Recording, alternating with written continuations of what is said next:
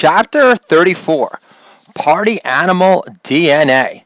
This is Ziggy Marley being interviewed by a reporter for High Times for their 420 issue. Ziggy, your dad had 7 kids, but I thought excessive ganja use drains your ball sack dry. Ziggy Marley replies, fake news, man. Yakim Noah recently admitted on a radio show that the reason he sucked up the joint as a Nick was because he was constantly lit.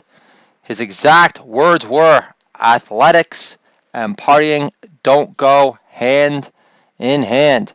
3 kids later, I know for a fact that hangovers and kids don't mix. But can't middle age usher in a gentler, less destructive form of partying for working parents? Similar to what Bukowski pulled off during his late in life, married, prostitute-free San Pedro years? Is addiction to partying nature-based or more of an offshoot of normalized enabler nurturing?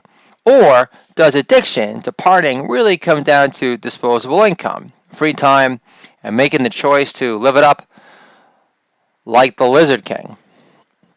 Distorting all windows of perception, like any shot still fitting into your leather pants again after exchanging your acid-only Atkins diet for cases of beer and whiskey shakes, rattling bones.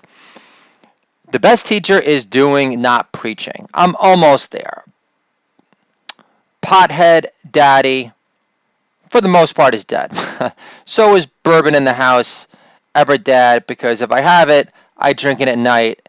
And generous, you think I'm on an 8-ball of blow pours.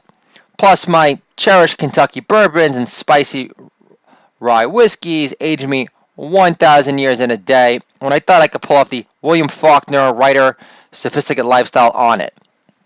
Knowledge is power, kids. Doug Stanhope says that addiction boils down to choice, not genetics. However, this argument still doesn't disguise the fact that some of us hailing from a long line of party animals lack self-regulated cutoff point capabilities, especially those who have crazy hick party animal DNA embedded in their liver-spotted family tree.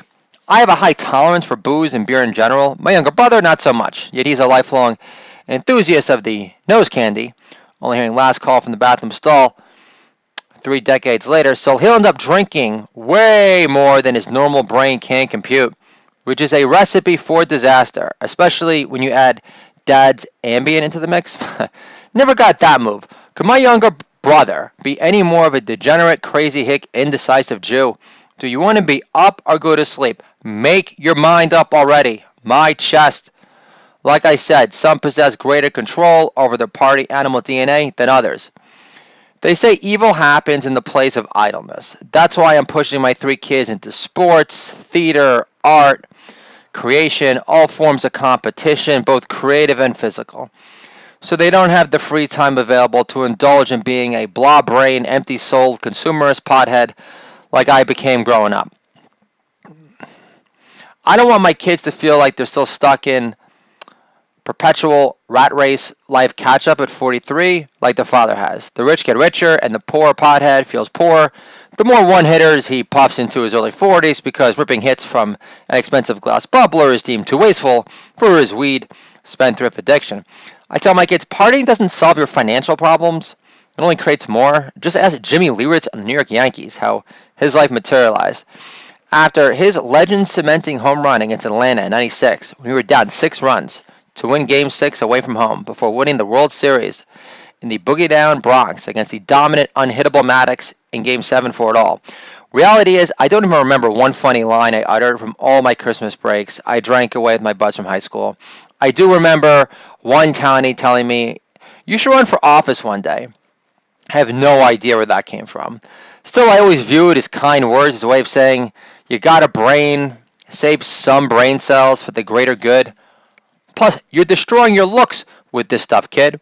In the end, we're judged by what fruit we bear in the form of our kids. And I refuse to raise victim card playing drug addicts. Fuck that.